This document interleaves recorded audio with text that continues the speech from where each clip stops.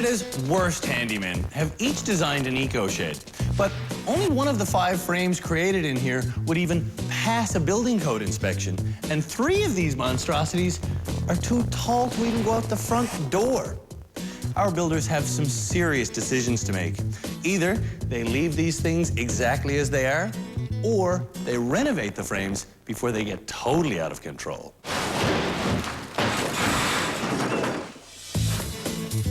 Over the course of this 9-show series, the 5 most atrocious amateur builders in the entire country will each completely construct a shed using environmentally friendly building supplies. This is not paint. This is some weird eco product that is the future of paint. Our bad handymen don't know that these sheds have already been auctioned off on eBay. The money raised is going to be donated to Habitat for Humanity Canada. And one of these do-it-yourselfers will be crowned Canada's worst handyman. I want to know how we're gonna fix it. We didn't just drag these sawdust makers in off the street. They were nominated for our embarrassing title by you.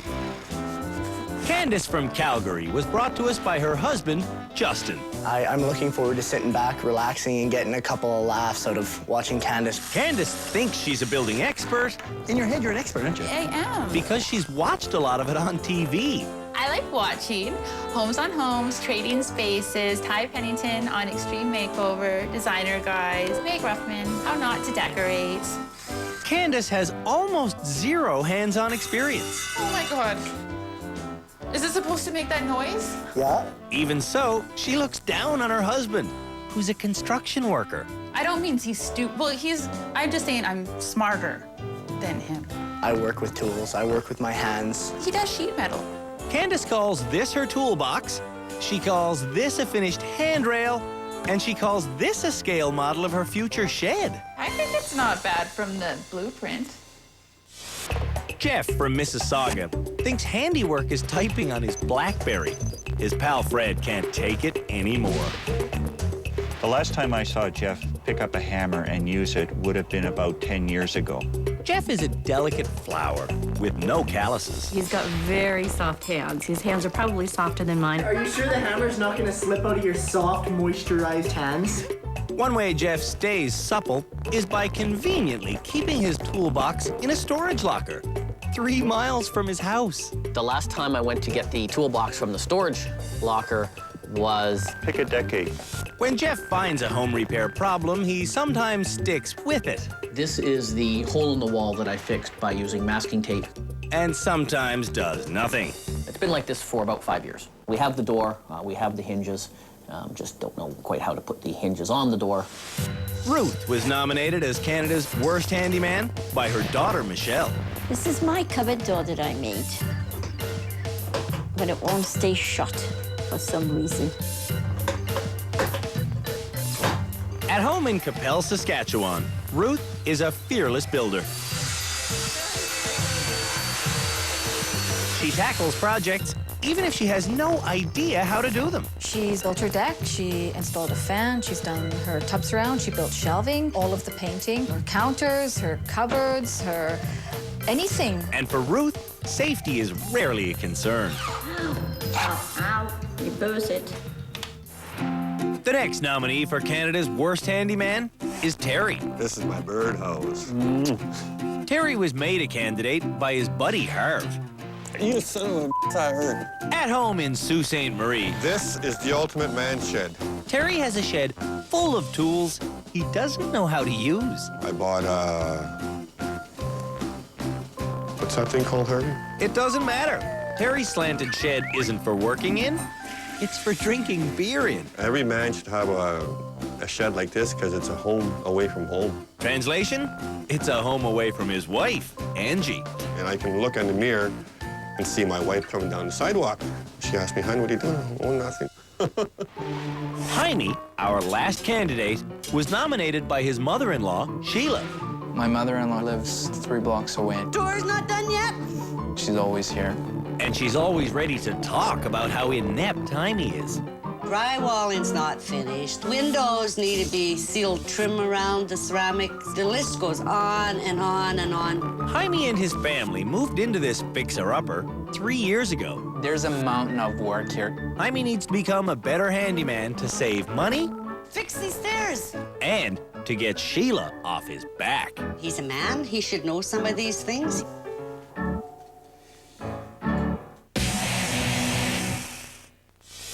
In our debut episode, the candidates for Canada's worst handyman tried to hook up to the water supply. The main water supply. Precipitation. On the roof, they pooled their talents together and made this kind of abstract funnel, which directs rainwater into this blue bucket. But when they finished, Drill it right about here. I think it's right down here. Jaime inexplicably drilled a hole in the bottom of the barrel. That's not a bucket anymore. Today, he and I head back to the scene of the massacre. What were you thinking putting a hole in the bottom of your bucket anyways? To see if we can patch things up. This is a trick that I learned from fishermen at home. To seal plastic, get a blowtorch, some pliers, and a piece of steel. When the metal's hot enough, lay it in place and quickly cool it down before it melts through. And that's bucket surgery 101. The eco-friendly water this barrel catches will be used in future projects. Nice.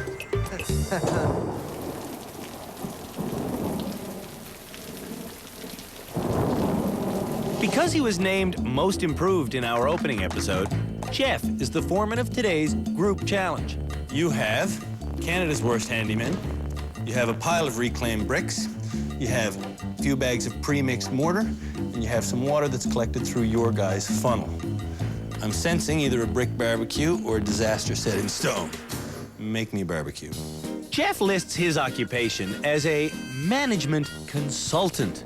So, as a foreman who's never done any brickwork before, There's instructions on the bag. you'd think he would manage to consult the instructions. Instead, But you gotta leave a space. Jeff begins by guessing. No, I don't think there's a space. Incorrectly. No, there's no space. I'm not a dictatorial type of leader, although my staff may differ. Jeff tells his workers to start by placing A layer of brick at the bottom. Do you want to kind of look at the picture they have here to lay bricks? To build a brick barbecue, you can go with any pattern you want, as long as it involves plenty of mortar, ample ventilation, and a way to balance the grill. A traditional three-walled structure is easy and effective. Just be sure to make every row level and straight. Starting to look good. This is looking pretty good. But this bone-dry, gapless foundation doesn't look good at all. Do we need a base? Well, I'm making a call that this is our base. Jeff should call for the instructions. Then he'd know that masons always Wet bricks thoroughly before laying. This mortar will dry hard to itself, but not to these dry, dusty bricks. That's not straight.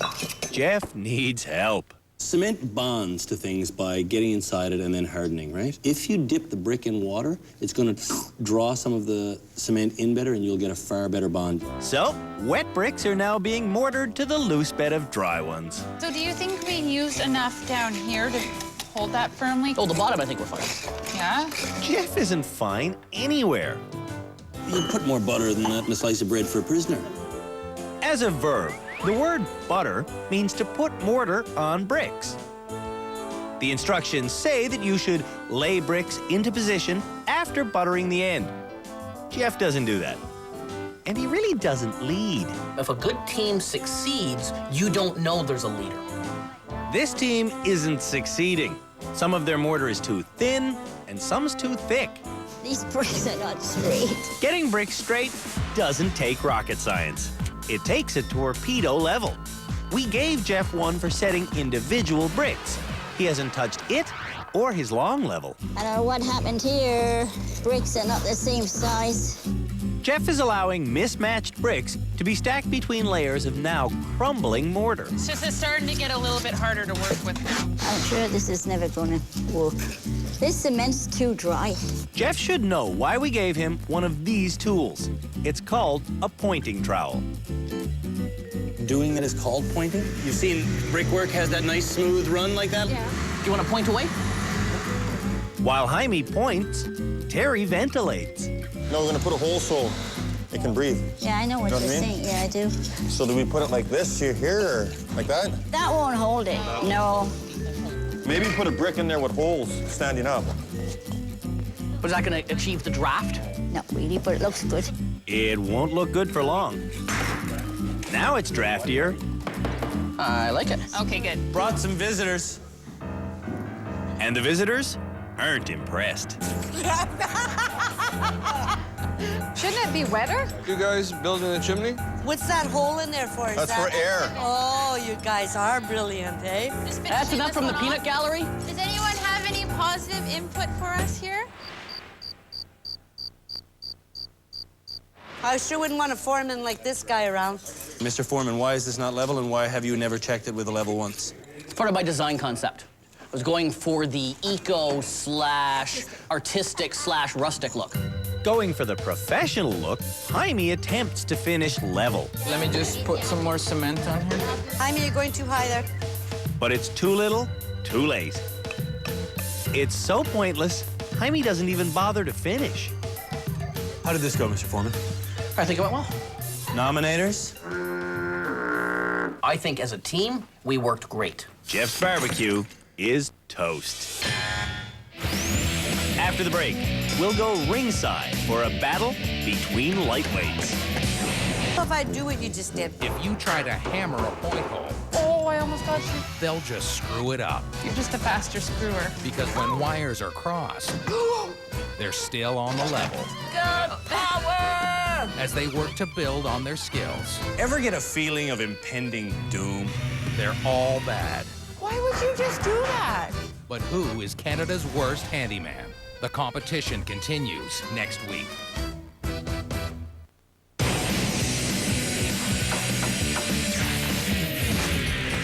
Since getting to our rehabilitation center, most of the nominees for Canada's worst handyman have been bonding. Anybody got a smoke? But Jeff and Ruth have been cultivating a rivalry. There are no issues between me and any other cast member. Except maybe Ruth. Before Jeff even met the other candidates, he felt superior. I'm smarter than them. Oh, he's an ass. Yeah. I am smarter than the rest of them. He's a horse's ass. Not necessarily better, but smarter than the rest of the candidates. He's a chauvinist. Them's fighting words. Jeff issues a challenge.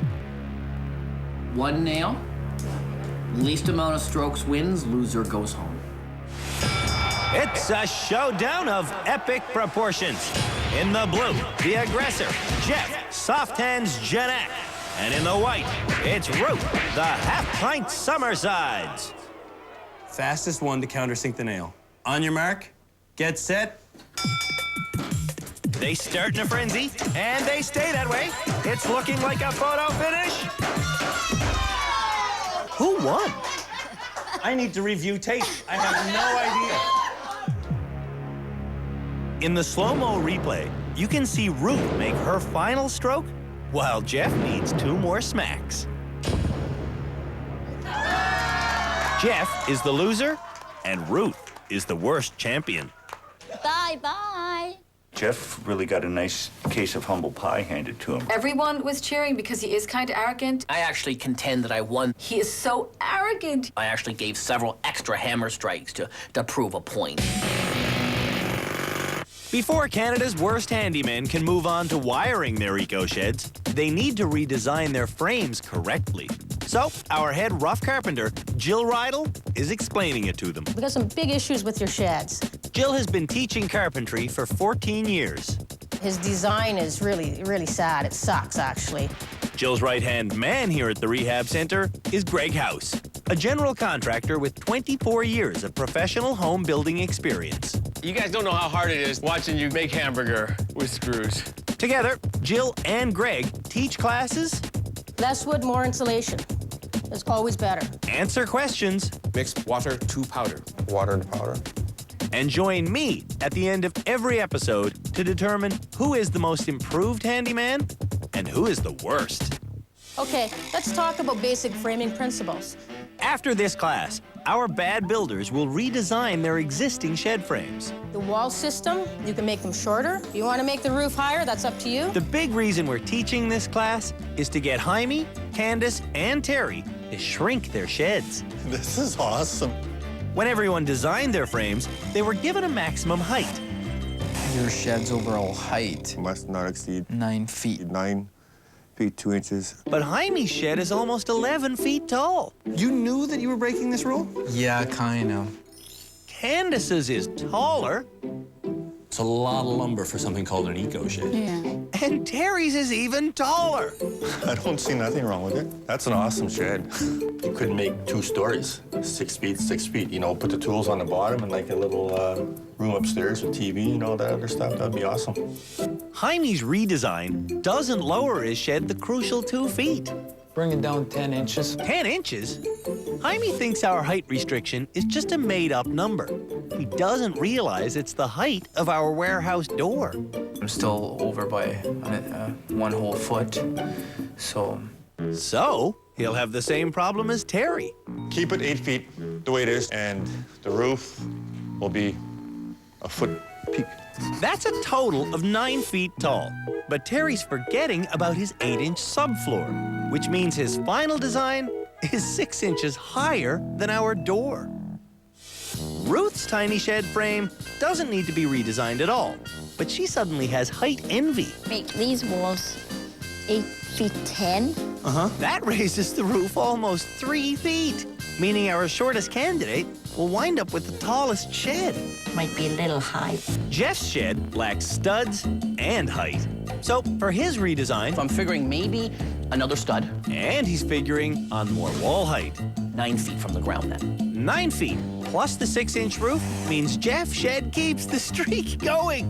All 4 redesigned sheds are higher than our 9'2" height restriction. Candace's original fortress of studs is also too tall. For her redesign, Candace wants to keep 1 wall stud for every 3 she gets rid of. Gone, gone, gone, keep gone, gone, gone, keep gone, gone, gone, keep. And for her roof, I would like to bring it down 1 foot instead of 3. making Candace's future height 9 feet. It is pretty sturdy, so I think it will turn, the finished project should be pretty nice. Okay, Thank you. When the reconstruction is done, Candace's shed will be the only one low enough to fit through the door. While our building team gets to work altering the shed frames, the handymen move upstairs so we can find out how knowledgeable they are when it comes to standard tools. Not a cheese grater. This coping saw is used for delicate slicing. Not sure. Wood saw? Small hacksaw. This dull-edged bevel is used for measuring angles. Kind of like an X-Acto knife sort of thing? No, I don't really know that one. I have no idea what that is. I know what that is. That's a level for your, the peak of your roof. That's the worst answer. The worst person is Jeff, who only recognizes 3 of the 11 tools. After the break, I don't think that's how it works, Mom. the bad builders adjust and readjust. If we didn't have a time limit, You'd be here all day. If you're extremely bad at home repair, you're still better than these people. The country's most talentless amateur renovators are in Toronto, building eco-sheds to see who is Canada's worst handyman. To get electricity into these eco-sheds, we're giving everyone solar panels. And today's first project. Your next challenge is going to be building a frame for your solar panel. Take a good look at this and make one. One solar panel is able to capture enough energy for 2 light bulbs and 2 standard wall outlets. The tempered glass can withstand golf ball-sized hailstones, and lucky for us, these photovoltaic cells work better in cold weather. Before the bad builders start swinging their hammers, they all descend on the prototype frame looking for inspiration. To complete this 20-minute job, we're giving them each an hour to go from concept to construction. You measure. I'm not doing that for you. I can't do it without a diagram. Then draw it.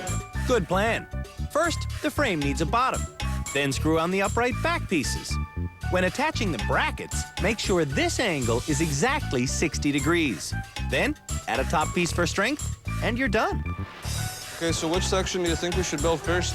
Terry starts by measuring the base and marking its length on his own board. I'll go double check. Well, how'd you mess that up? What the hell? We'll just put a squiggly mark through that.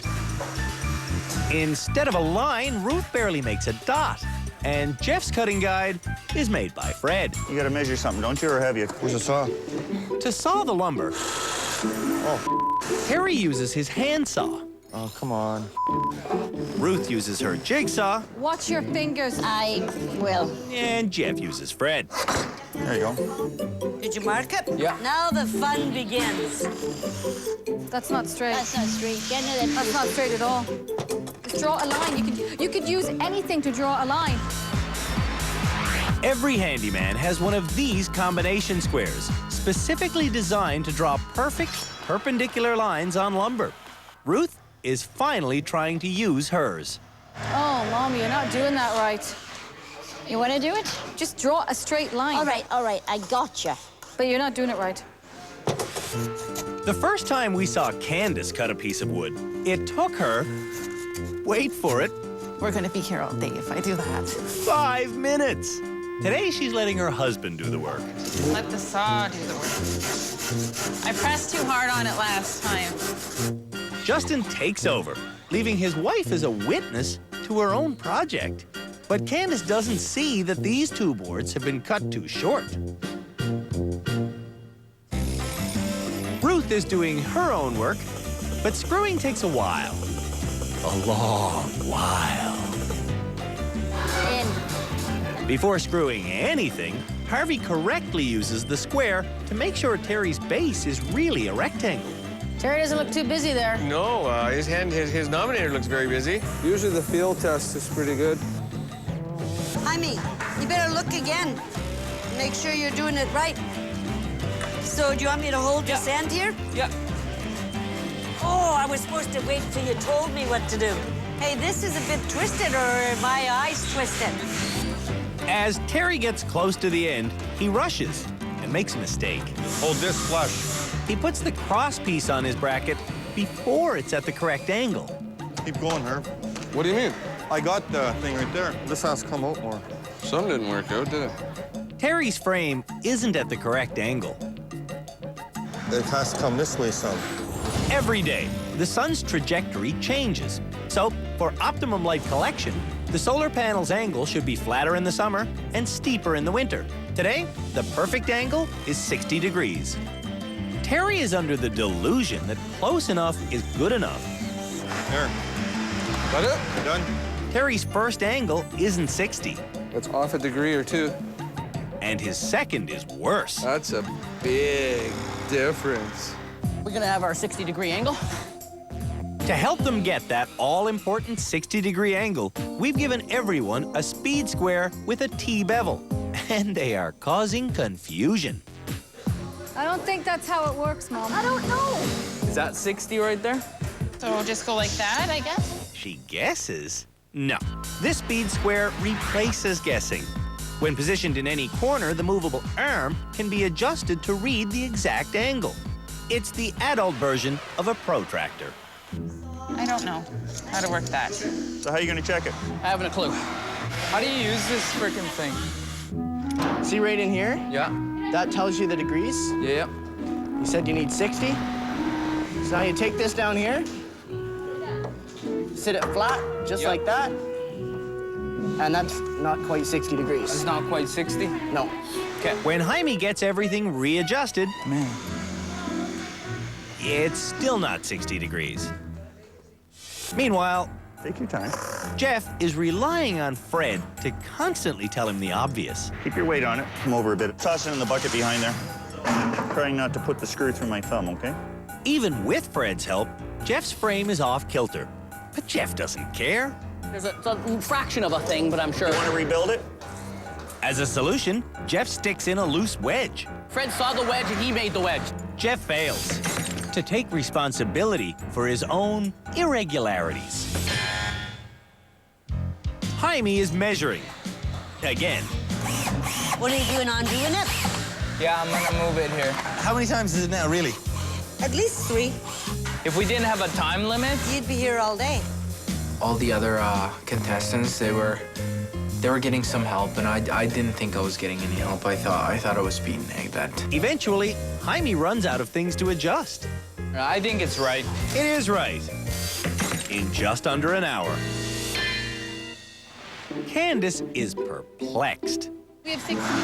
That's 60 right there. Right on the line. You can't have anything different. It's so close. It's close. It's not right, though. Candace must never have seen a T-bevel on a home renovation show. What's going on with this gap here, Candace? I'm trying to figure that out right now. This has to be down at an angle. Try use my angler. I think. I don't know. Pop those screws out. Following Harvey's orders, Terry gets perfect angles. That's 60. Terry's done in just over an hour. But Harvey did all the thinking. If I hadn't been there, it wouldn't have turned out the way it did. You're gonna measure that first to make sure it's 60 degrees? No? She fully admits that she doesn't know how to measure properly. Ruth thinks she's done. Ta-da! But she's not. I want to see that flush. She didn't measure properly. The angle's not right. Instead of fixing her work, Ruth goes for a wedge. That's it. It's a stake in the heart of Ruth's project. Whoa! All right, that's good. Just clag it on. Clag it. Beautiful. That's not beautiful, and it's not what we asked for. The last person working still can't figure out where to put the speed square. I go this way? Finally, Justin shows her. That's it? Yeah. Candace has a proper frame, but she has no idea how it got that way. After the break, Why can't we just run an extension cord? the handymen get a shocking lesson. White on white, black on black. No sparky sparky.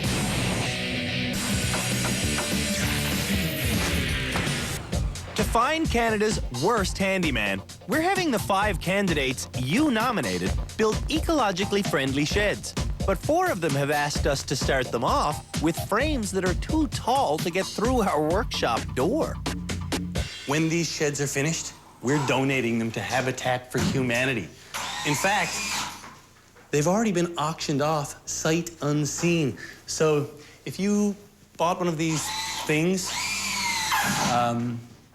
sorry. The next step in shed construction is wiring. Before that can happen, though, the handymen need a lesson. Basically, the theory of electrical is the flow of current. Positive power, black. Negative power, white. To achieve flow from a light switch to a light, to another light, and back again, you need to connect the color-coded wires. White on white, black on black. No sparky sparky. Okay, so let's look at the process of what you're gonna do. First, you're gonna install your boxes. And there's your box, and you just nail it right into the 2x4. This rectangular box is for the light switch. For the light itself, use an octagon box. The octagon boxes are installed with screws. Wire your 2 white wires together, white on white, black, black. Goes through into this box. When you get your fixture, black on black, white on white. When the sun hits one of these solar panels, the captured energy will be transferred to these car batteries. When it's needed, the weak current from those batteries flows through this inverter where it becomes more powerful. I don't even know where to start. If Canada's worst handymen start at the right place, this job should take about an hour and a half. To make sure they all have an easy time with this task, I have no idea what this all is. we've given our builders a detailed schematic drawing of the perfectly wired system. If they can connect the dots, they'll have a constant supply of free power. If they can't connect the dots, they won't be able to juice up their rechargeable tools. My battery's going. Yeah, it's going. Jeff begins by installing his boxes. Incorrectly. In class, Jill told everyone to extend their boxes past their studs by a ½ inch. Jeff's box isn't extended at all, and Jaime's extends too far. This needs to be 1.5 inches out. Is it supposed to stick out like that? Whoa, that's good. Ruth installs her light switch higher than her own head. Think. Ruth doesn't think. Her light fixture boxes go on the wall, meaning her lights will shine right in her eyes. I can't see. My glasses are fogging up. Jaime puts his box on the very bottom of what's called his ridge board. He's just creating something that's going to be ugly. Because Jaime and Terry both failed to recess their ugly boxes, they're going to have to look at them even after the lights are installed. This is confusing.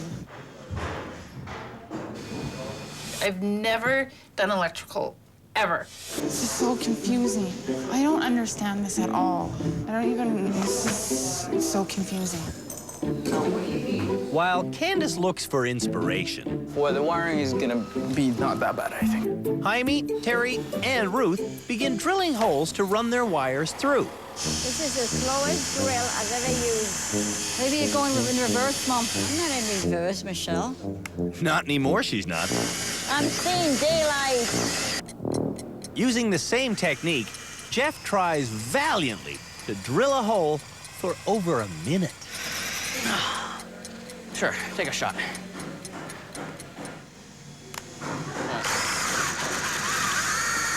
You're in reverse. These holes may look like they're compromising the wall strength, but according to building code, 1-inch holes are fine provided they're in the middle of the stud. There, the wires inside can't be pierced by a nail or screw.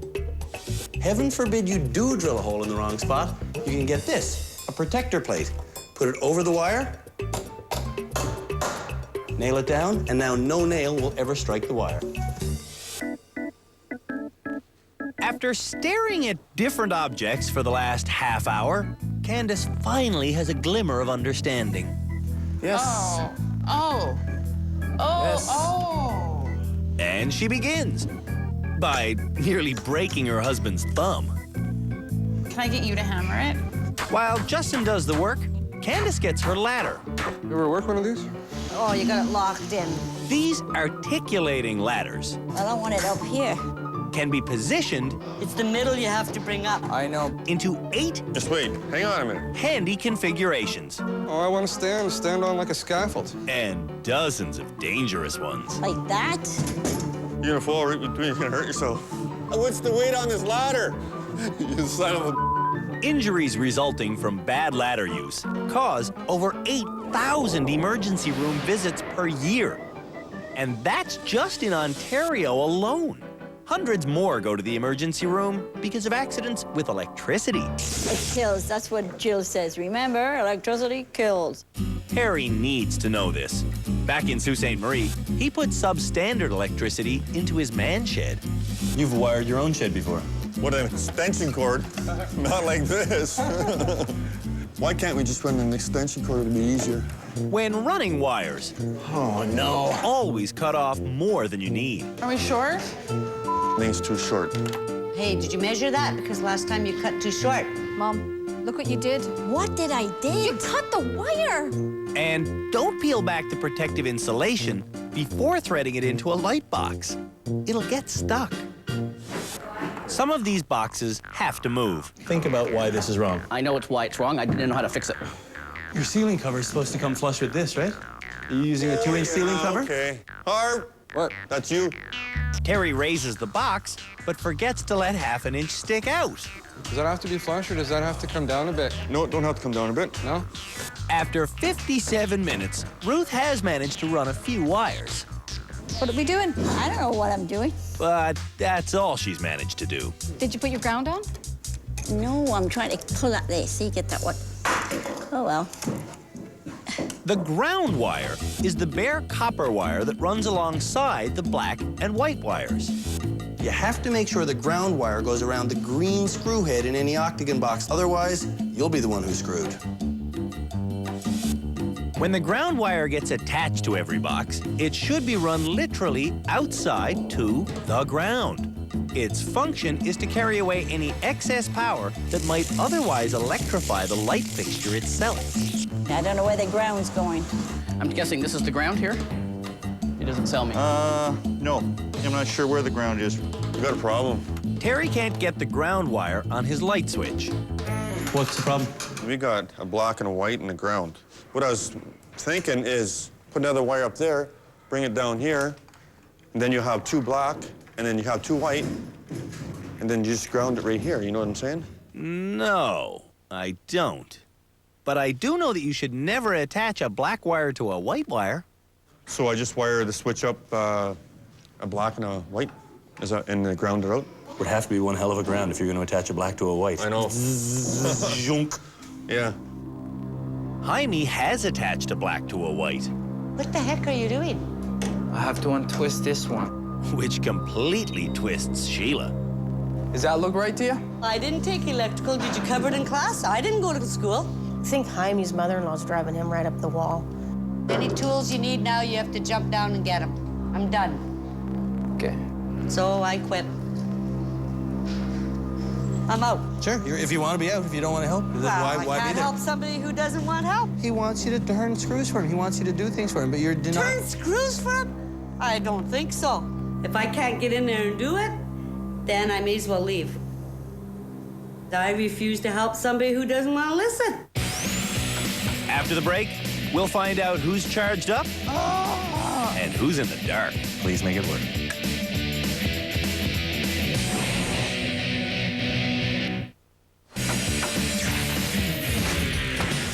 The nation's most confused carpenters are even worse at wiring. These people are trying to get solar power flowing into their eco-sheds. They're also trying to not be named Canada's worst handyman. Both of these have to be moved over Yes, here. I'm doing that now. This is really confusing, this electrical, I tell you that much. To make this project easy, we've given everyone a detailed schematic of the correct way to wire their sheds. I don't know where that goes. This here goes to the solar panel. You got this hooked up wrong. When Terry gets all his connections made, his fuses installed, and his bulbs screwed in, he connects the heavy gauge wire that will run from the panel to the car batteries. We'll bring those batteries in for the test later. Good job, brother. Good job, brother. I think we did pretty good. Trying to screw in her light, Candace spins the bulb until it snaps off in the socket. I'm trying to screw it in. How many bad handymen does it take to screw in a light bulb? What the hell? Justin finally sees the problem. Oh, hon, you broke it. How did I break it? You broke it. One of those lights, 90 bucks. Oh. Energy efficiency comes at a price. Does it ever? The price for each of these solar panels is over $1,200, and the inverter panels cost $425. When you add on wire, light bulbs, and other expenses, the overall cost of free electricity is $2,300. And that doesn't allow for errors. This will be the dark corner of your shed. If you find yourself with a dangling bulb, turn the electricity off and use pliers to sever the wires. Then, Get a potato. Cut that bad boy in half, then use the cleaner to be jammed right on there. And watch this. The light bulb should, yes, come right out. Safe. Candace is nowhere close to getting electricity to flow.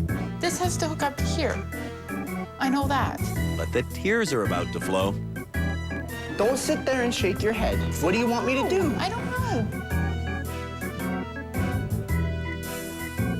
Justin doesn't want to see his wife cry, so he bites the bullet and finishes wiring Candace's shed for her. Call Andrew, because I think you're done. Done. When Jaime's done, he goes onto the roof and connects all the solar panels and runs the wires back into the warehouse.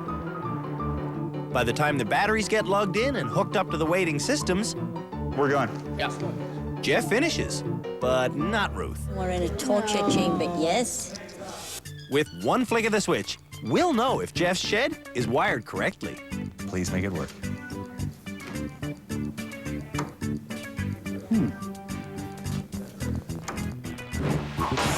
After 2 hours and 45 minutes of wiring, Jeff is still in the dark. Terry's next for the test. Bonus. Terry correctly wired his shed in a couple of hours, although his octagon boxes still aren't positioned correctly. True enough. Behind Justin is a broken bulb. Fire that switch. No. Candace has snapped off another one. And because her first bulb is broken, this second one won't light up. That's one of the problems with this kind of eco wiring. Now, the bulb's changed, but It still doesn't work. after 2.5 hours of friction, Candace and her husband have no spark. The electrical was very, very complicated. Before Jaime's test, his switch is already up. Yeah, I put that upside down. Flip that switch, sir. Yeah! Jaime made some mistakes, but his lights are on. Some of this went into that. While Ruth settles into her third hour of wiring, Hey, wait. That's gotta go here. I bring in the head of our lighting crew to see if he can sort out other people's problems. He finds Jeff's mistake in 20 seconds. Where were we bad? Oh, loose connection, boys. Oh, Tight connections. You always have to have nice tight connections. There you go. See? In Candace's shed, he finds a fire waiting to happen. Was it connected to the wrong screw? Yeah. And in Ruth's shed, it's worse. Okay, I'm gonna feed this through for you. Our poor lighting guy has to spend half an hour disconnecting and reconnecting over a dozen mistakes. Black to black, white to white. In the end, he gets Ruth to light up, It's on. but we have to call her efforts a fail. 5 bad builders are making 5 awful sheds. After the break, we'll name this episode's worst handyman.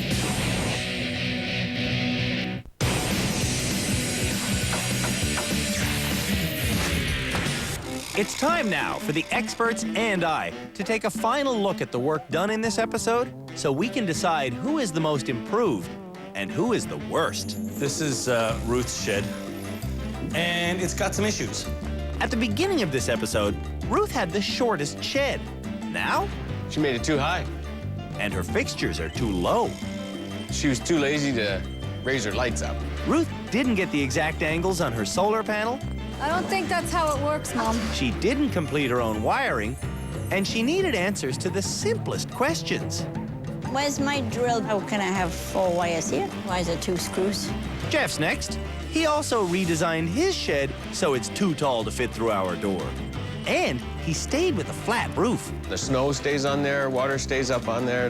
You gotta have some kind of slope. A flat roof, you can't waterproof them. It's gonna leak. In Candace's shed, the lights were put in the wrong places. Lights at the side, it creates shadows. It's supposed to be a workspace. These lights should have been on the rafters because they're less likely to get damaged. I may be the worst again. And it'll be very discouraging if I am. The biggest mistake made by Jaime this episode was not following our height restriction. He disregards instruction, It's an avoidance technique. and he is somewhat closed-minded. The final shed here belongs to Terry. It's also too tall, and when it comes to the work, Terry didn't do a whole lot of it. Yeah, I saw his nominator doing quite a bit of the work. Yeah. and that work is not safe. It's exposed again here, right? You got this wire coming around. It's not tucked in. And the group project. Which should be rock solid by now. This is not barbecue. This is a collection of bricks, right? This is not. There's nothing holds Nothing together, held. right? No. Should this hold after a day? Absolutely, it should hold after a day. Taking instruction and taking responsibility. Not happening. It's time to take the tool belt back from Jeff and name this episode's most improved handyman. We almost canceled the announcement of the most improved this episode because, quite frankly, you all slid horribly backwards. In fact, only one of you renovated your shed in a way that falls within our building guidelines. And that person is Candace. Congratulations. It's time to name the worst. The worst person this episode is the person who didn't do a single thing correctly, except beat Jeff. I'm talking about you, Ruth. I know. Ruth got stuck with the worst this episode because of her bad craftsmanship, It's very crooked. her inability to follow instructions, Wait. That's gotta go here. and her big mistake, asking us to raise her eco shed Make these walls 8 feet 10. to a height higher than the door it has to leave through. Oh, well. She seems a little upset that she's the worst this week. Don't know what the hell I was doing. That's what happened. I don't have a clue what I'm doing. I have no idea. I don't know where to put any wire. I don't know if I'm going to cut it or what the hell I'm going to do because I don't know what I'm doing. If my mom keeps this up, she definitely is Canada's worst handyman. In fact, I think she is already. On the next episode of Canada's Worst Handyman. Oh! Energy-efficient windows get framed. Eco-insulation goes in, and the temperature rises accordingly. This is the that pisses me off. A crash course and a chance at rehabilitation on Canada's Worst Handyman. Next week.